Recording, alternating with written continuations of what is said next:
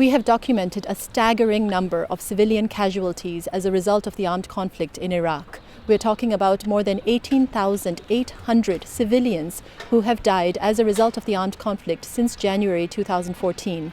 Of these, nearly 4,000 died just between May and October last year.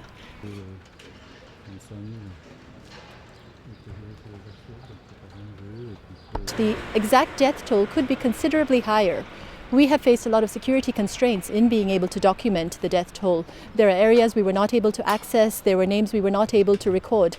The death toll due to violence could be considerably higher, and this does not include the people who have died as a result of the effects of armed conflict, due to the lack of food, due to the lack of medical care.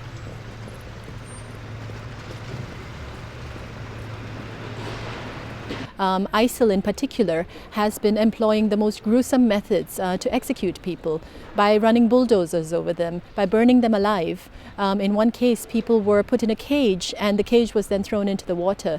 People are being murdered for the most obscure of reasons. One imam was killed because he was not praying correctly.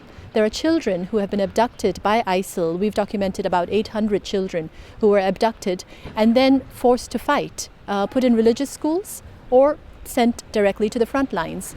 In one case, these children went to the front lines, they got scared, they ran away, they came back and ISIL executed them.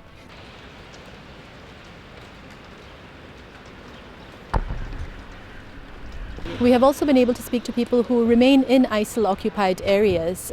We've been able to do interviews with them. However, this is very difficult because these people are afraid of reprisals. They're afraid of what will happen to them if they speak.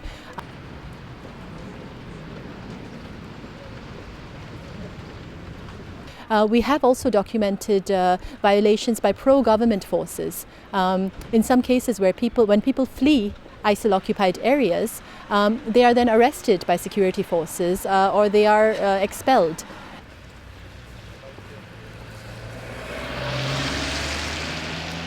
The report also documents the discovery of a number of mass graves recently. Now, some of these mass graves were discovered in areas that were reclaimed from ISIL. In one case there were 60 bodies found, in another case there were 80. There was also another mass grave that was discovered from the time of Saddam Hussein, which contained 377 corpses.